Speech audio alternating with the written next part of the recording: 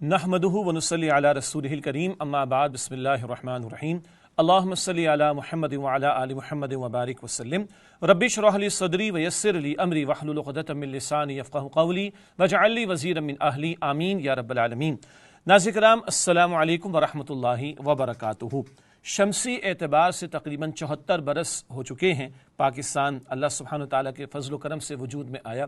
کوئی شک نہیں ہے کہ مدینہ شریف کی طرف ہجرت کے بعد اگر کوئی بہت بڑی ہجرت کی مثال اللہ سبحانہ وتعالیٰ کے دین کی خاطر پیش کی جا سکتی ہے، جس کی مثال وہ ہجرت وہ ہے جو قیام پاکستان کے موقع پر ہوئی۔ اللہ تعالیٰ کے فضل و کرم سے رمضان المبارک کے مہینے میں اور 27 رمضان المبارک قدر کی رات اور نزول قرآن کی رات، اس میں اللہ رب العالمین نے یہ پاکستان ہمیں عطا فرمایا تھا۔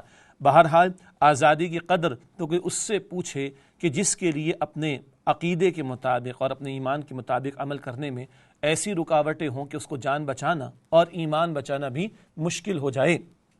انگریز کے جبر سے اور ہندو کی اکثریت سے رب کائنات نے نجات عطا فرما کر یہ مملکت خداداد ہمیں عطا فرمائی۔ ایک گزارش تو یہ ہے، کیا اچھا ہو کہ 14 اگست کو ہم چھٹی مناتے ہیں، ہم اس پر بحث نہیں کرتے۔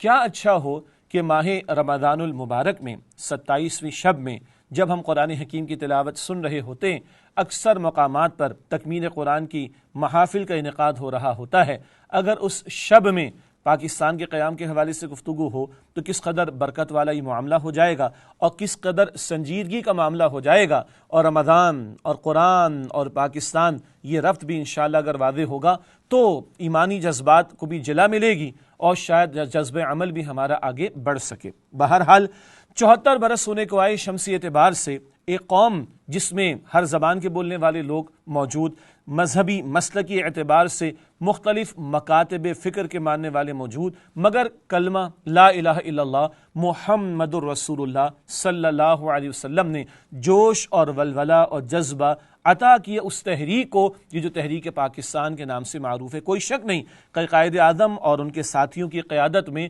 یہ معاملہ سر ہوا اللہ تعالیٰ کے فضل و کرم سے، لیکن اس جد و جہد میں اور تحریک میں جو حرکت پیدا ہوئی ہے، جو جوش پیدا ہوا ہے، وہ اس کلمے کی بنیاد پر پیدا ہوا۔ یہی وجہ ہے کہ تمام تر سیکولر اور لبرل طبقات کی مختلف باتوں کے باوجود آج بھی اس پاکستان میں ایک بچہ جو اسکول یا مدرسے میں بھی جاتا ہے وہ یہی پڑھتا ہے کہ پاکستان کا مطلب کیا، لا الہ الا اللہ۔ قیام پاکستان کے بعد 1949 میں قرارداد مقاصد آبجیکٹو ریزولوشن بھی پاس ہو گئی۔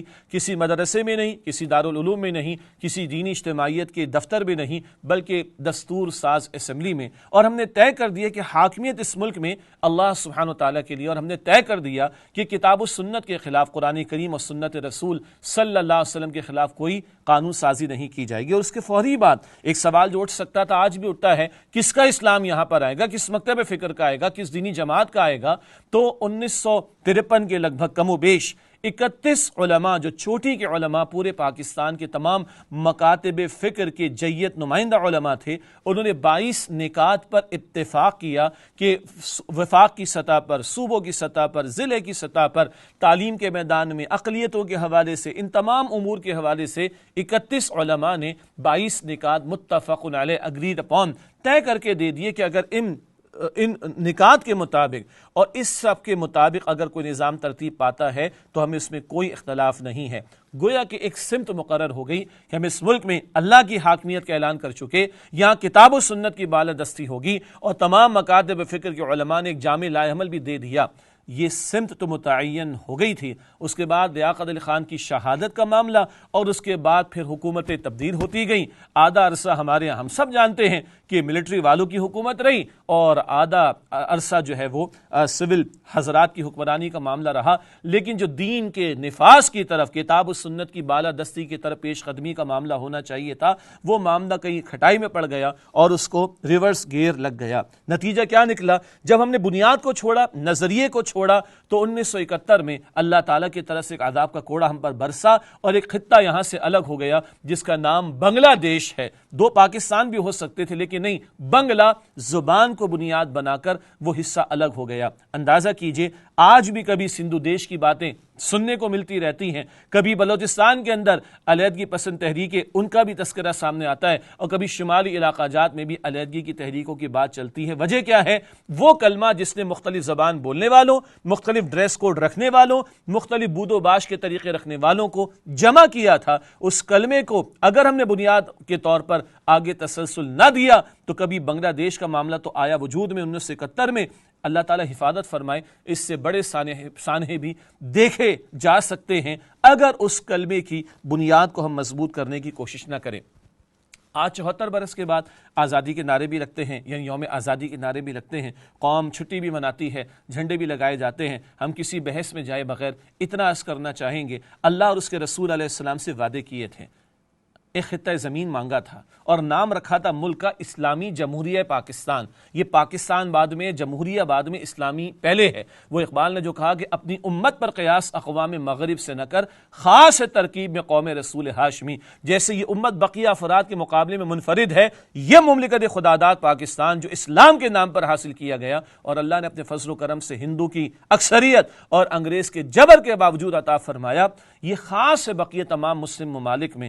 فرض بھی ہمارے کاندھوں پر ہے، قرض بھی ہمارے کاندھوں پر ہے کہ دنیا کے سامنے ایک نمونہ پیش کرے۔ قائد اعظم نے فرمایا تھا کہ ہمارا کانسٹیٹیوشن قرآن ہے۔ قائد اعظم نے فرمایا تھا کہ اللہ تعالیٰ نے ہمیں موقع عطا فرما دیا، اب خلافت راشدہ کو سامنے رکھتے ہوئے عہد حاضر کی اسلامی فلاحی ریاست ہمیں دنیا کے سامنے پیش کرنی۔ اقبال کہہ گئے تھے کہ دنیا آج جن مسائل سے دو چار ہے، اس کا حل اسلامی شریعت کے سوا کہیں اور نہیں، مگر اسلامی شریعت کیسے نافذ ہو سکتی ہے جب تک کہ ہمارے پاس اپنے خطہ زمین نہ ہو۔ آج ہم دیکھ رہے ہیں جس بنیاد پر ملک حاصل کیا گیا وہ بنیاد کمزور۔ سیاست کا میدان دیکھیں، جو بازار لگا ہوا ہے، جو تماشا لگا ہوا ہے، کچھ کہنے کی تبصرہ کرنے کی مجھے ضرورت نہیں، کوئی اصول نہیں، کوئی پرنسپلز نہیں، مگر جس انداز سے سیاست کا میدان گرم ہے وہ آپ حضرات مجھ سے زیادہ واقف ہیں۔ معیشت کا معاملہ دیکھ لیں تو وہاں پر سود کے دھندے بھی جاری اور جوئے سٹے کے معاملات بھی جاری، حرام کے ذرائع آمدن ان کو بھی کھلی چھوٹ دی گئی ہے۔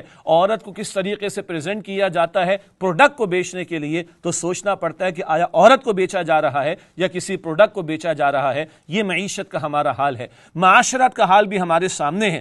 بانی تنظیم اسلامی ڈاکٹر اسرار صاحب فرماتے تھے رحمۃ اللہ علیہ، حدیث مبارک کا ذکر کرتے ہوئے کہ حدیث مبارک میں آتا ہے کہ منافق کی کیا نشانی ہے؟ جب بات کرے گا جھوٹ بولے گا، جب وعدہ کرے گا خلاف ورزی کرے گا، جب امانت رکھوائی جائے گی خیانت کرے گا، اور جب جھگڑے کا موقع آئے گا تو گالیاں دے گا۔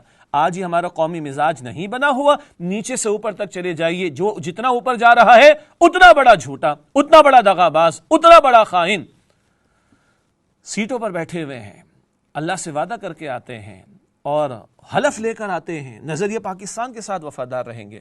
اللہ اکبر کبیرہ، کیا وفاداری ہو رہی ہے نظریہ پاکستان کے ساتھ، اور وہ کیا ہے؟ وہ فقط اسلام، اس کے سوا تو کچھ نہیں ہے۔ معاشرت کا عالم کیا ہے؟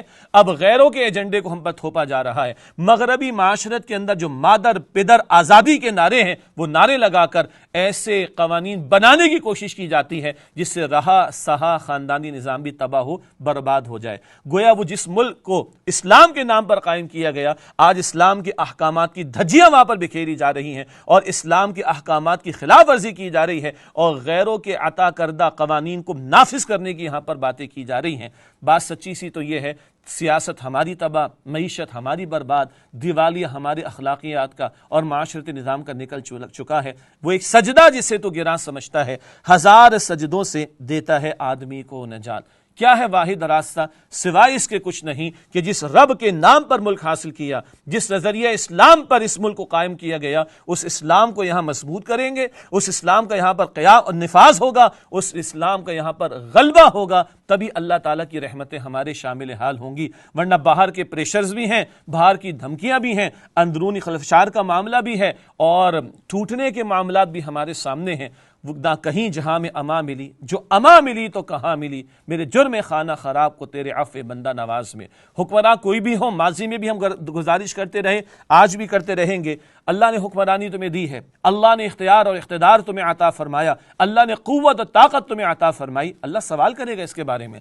کلکم راعٍ وکلکم مسئول عن رعیتہ، ہر ایک تم اس راعی نگہبان ہے، ذمہ دار ہے، اور اس کی رعیت میں جو لوگ ہیں ان کے بارے میں سوال ہوگا۔ باپ ہے تو اولاد کے بارے میں سوال ہوگا، شوہر ہے تو بیوی کے بارے میں سوال ہوگا، اور آقا ہے تو غلام کے بارے میں سوال ہوگا، اور حکمراں ہے تو رعایا کے بارے میں سوال ہوگا۔ جو بیٹھا ہے، جو اقتدار کی کرسی پر بیٹھا ہے، کل وہ اللہ کے مسئول اور جواب دہ ہوگا۔ وہ بھی ہمارے مسلمان بھائی ہیں، ہم ان سے بھی گزارش کرتے ہیں، اللہ کا نام بھی لیتے ہو، رسول اللہ علیہ السلام کا نام بھی لیتے ہو، کبھی ریاست مدینہ کا ذکر بھی آ جاتا ہے، کیا کوئی پیش رفت ہم کر پا رہے ہیں؟ اپنے دلوں سے ہم پوچھیں۔ ہم دینی سیاسی جماعتوں سے بھی گزارش کرنا چاہتے ہیں، انتخابات کی دلدل میں کیسے ہم پھنسے ہیں، 74 برس کی تاریخ اب ہمارے سامنے ہے، خدا را ذرا کسی اور راستے کی طرح توجہ کریں جس کو ہم تحریک کا راستہ کہتے ہیں۔ تحریک کے راستے سے پاکستان الحمدللہ قائم ہوا تھا، تحریک کے راستے سے کبھی ہم نے ختم نبوت کے تحفظ کے لیے قانون سازی کروائی تھی، تحریک کے راستے سے کبھی ہم نے ناموس رسالت کے تحفظ کے قانون میں کی جانے والی تبدیلی کو روکنے کی کوشش کی تھی۔ تو انشاءاللہ تحریک کے راستے سے ہی اسلام یہاں پر آئے گا، اور اسلام یہاں پر آئے گا تو اللہ کی رحمتیں اور برکتیں بھی ہوں گی۔ عوام سے بھی ہم کہنا چاہیں گے، ہماری عوام تو وہ ہے جو جان دینے کے لیے بھی تیار رہتی ہے۔ کبھی بجلی نہیں ملتی تو ہم سڑکوں پر آ جاتے ہیں، کبھی گیس نہیں ملتی تو ہم سڑکوں پر آ جاتے ہیں، کبھی جناب ہمارے کسی لیڈر کی شان میں گستاخی ہو جائے ہم پورے شہر کراچی کو آگ لگا دیتے ہیں، اور کبھی اگر سیلز ٹیکس کا ریٹ بڑھ جاتا ہے تو شٹر ڈاؤن بھی کرتے ہیں، اور حکومت کے ساتھ مذاکرات کرانے پر حکومت کو آمادہ کرتے ہیں۔ ہم بجلی کے لیے کھڑے ہو جائیں، ہم گیس کے لیے کھڑے ہو جائیں، ہم پانی کے لیے کھڑے ہو جائیں، ہم اپنے سیاست دانوں کے دفاع میں کھڑے ہو جائیں، ہم اپنے سیلز ٹیکس کو ریٹ کم کرانے کے لیے کھڑے ہو جائیں، تو اللہ کی شریعت کے لیے بھی کھڑے ہوں گے، اللہ کے دین کے نفاذ کے لیے بھی کھڑے ہوں گے۔ یہ ہمارا دینی فریضہ تو ہے، ذرا معاشرے کی زبان میں ہمارا کانسٹیٹیوشنل رائٹ بھی تو ہے تبدیلی لانے کا، یہ ہمارا دینی فریضہ ہے۔ اس سے بڑھ کر اللہ نہیں پوچھے گا تم بہت کھڑے ہوئے، تم نے بڑی آوازیں بلند کی، تم نے بڑے نعرے لگائے، تم بڑا سڑکوں پر آئے، تم نے بڑا سڑکوں کو بلاک کیا، تم میری شریعت کے لیے کھڑے ہوئے کہ نہیں کھڑے ہوئے؟ ہاں، ہم جب کھڑے ہونے کی بات کرتے ہیں تو اس سے مراد اپنے بھائی بندوں کی گاڑیوں کے شیشے توڑ دینا، اپنے بھائیوں کی دکانوں کے شیشے توڑ دینا، یا اپنے کچھ وفادات کے خاطر آ کے کھڑا ہو جانا مقصود نہیں۔ مقصد اللہ کی رضا کے لیے کھڑا ہونا اور اللہ کے دین کے غلبے کی جد و جہد کے لیے کھڑا ہونا۔ اس کے سوا اس پاکستان کے استحکام کا کوئی راستہ نہیں ہے۔ ملک بنا اسلام کے نام پر، ملک محفوظ رہے گا اور مستحکم اگر ہوگا وہ فقط اسلام کے نام پر ہوگا۔ اور اللہ تعالیٰ فرماتا ہے سورہ محمد صلی اللہ علیہ وسلم کی آیت نمبر 7 میں، یا ایھا الذین آمنوا ان تنصروا اللہ ینصرکم ویثبت اقدامکم، اے ایمان والو اگر تم اللہ کی نصرت کرو گے، اس کے دین کے جد و جہد کرو گے، ینصرکم، اللہ تعالیٰ تمہاری مدد فرمائے گا، ویثبت اقدامکم، اور اللہ تعالیٰ تمہارے قدموں کو مضبوطی عطا فرمائے گا۔ مضبوطی اندرونی بھی آئے گی، معیشت میں بھی آئے گی، معاشرت میں بھی آئے گی، سیاست میں بھی آئے گی، انٹرنیشنل افیئرس کے اندر بھی آئے گی۔ کب؟ جب اللہ کے ساتھ ہم کمیٹڈ ہوں گے، اللہ کے ساتھ مخلص ہوں گے، اللہ کے دین کو پرائرٹی دیں گے، اور اس دین کے غلبے کی جد و جہد کے لیے اپنا تن من دھن لگائیں گے، تو اللہ تعالیٰ کی رحمتیں بھی انشاءاللہ ہمارے شامل حال ہوں گی۔ اللہ تعالیٰ ہمیں ہمارے آباء و اجداد میں وعدے کیے تھے، اور جن وعدوں کے نتیجے میں، دعاؤں کے نتیجے میں اللہ نے یہ خطہ زمین ہمیں عطا فرمایا تھا، ان کی تکمیل کے لیے اللہ ہمیں توفیق عطا فرمائے۔ آمین یا رب العالمین، وآخر دعوانا ان الحمد للہ رب العالمین، والسلام علیکم ورحمۃ اللہ وبرکاتہ۔